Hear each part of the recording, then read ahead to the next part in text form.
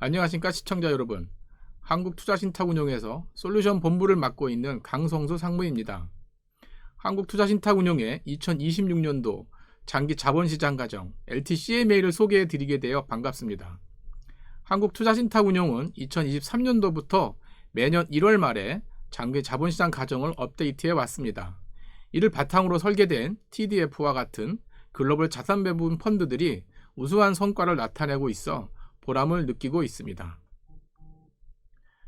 전체적인 내용은 2026 LTCMA를 요약하고 난 후 LTCMA를 응용하여 의사결정하는 사례를 소개해 드리겠습니다. 첨부 부분에는 LTCMA의 자세한 내용들을 수록해 놓았으니 참고하시면 좋을 것 같습니다. 먼저 2026년 LTCMA 요약입니다. LTCMA는 장기 포트폴리오 최적화에 필요한 각 자산군별 기대 수익률과 변동성, 자산군 간 상관계수 등의 파라미터들을 결정하는 프로세스로 롱텀 캐피털 마켓 어썸션즈의 약자입니다. LTCMA는 당사의 글로벌 자산 배분 펀드의 운용 프로세스에서 가장 앞단에 있는 단계로 포트폴리오의 장기 성과를 좌우하는 가장 중요한 프로세스라고 하겠습니다. 2026년도 LTCMA에 사용된 주요 과정을 말씀드리겠습니다. 먼저 자산군별 기대 수익률은 무위험이자율 추정치에 자산군별 위험 프리미엄 추정치를 더하여 계산됩니다. 무위험이자율의 경우 미국은 3개월 트레저리빌 수익률을, 한국의 경우는 3개월 국고채 수익률을 사용하고 있습니다. 올해는 작년과 동일한 값을 가정하였습니다. 미국의 경우 3.0%를, 한국의 경우 2.0%를 가정하였습니다. LTCMA를 결정하는 첫 단계는 과거 데이터를 분석하는 것입니다. 그러기 위해서는 사용되는 기간의 선정이 중요한데요. 한국투자신탁운용에서는 과거 20년 이상의 데이터 분석을 통해 경기 사이클을 분석하고 경기의 하락과 상승이 균형 있게 분포하도록 분석 기간을 결정하고 있습니다.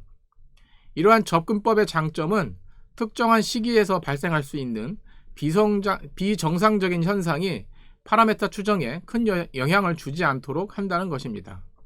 2026년도 LTCMA의 본 내용을 말씀드리겠습니다. 올해도 작년에 이어 US 달러, 환노출, 환해지 버전 등 모두 3가지 형태의 LTCMA를 도출했습니다. USD 버전은 미국 달러 투자자들을 위한 것이라면 환노출과 환해지 버전은 원화 투자자를 위한 것입니다. 환노출 버전은 기대 수익률에서 USD 버전보다 0.47%포인트 정도 높습니다. 이것은 원달러 환율의 기대 수익률을 반영한 것입니다. 환해지 버전의 경우 국내 자산의 경우 USD 버전과 동일하며 해외 자산의 경우 USD 버전의 환해지 비용을 반영하였습니다. 환해지 비용은 양국 간 무위험 이자율 추정치 차인 1%를 반영하였습니다. 이는 현재의 단기 환해지 비용인 연 1.5%보다는 낮은 수준입니다. 3가지 투자 방법에 따른 기대 수익률의 크기는 환해지 버전, US 달러 버전, 환노출 버전 순으로 커집니다. 2026년 LTCMA에 따르면 작년에 발생했었던 환해지한 미국 국채의 국고채 대비 매력도는 사라졌습니다. 이는 국내 금리는 상승한 반면 미국 금리는 하락한 영향으로 말씀드릴 수 있겠습니다. 8페이지에서는 2025년 LTCMA 대비 변화를 말씀드리겠습니다. 먼저 국내 채권의 기대 수익률이 높아졌습니다. 이는 2025년도에 진행된 금리 상승의 영향이 컸습니다. 반면 해외 채권에서는 기대 수익률이 낮아졌습니다. 작년에 있었던 금리 인하의 영향이 컸습니다.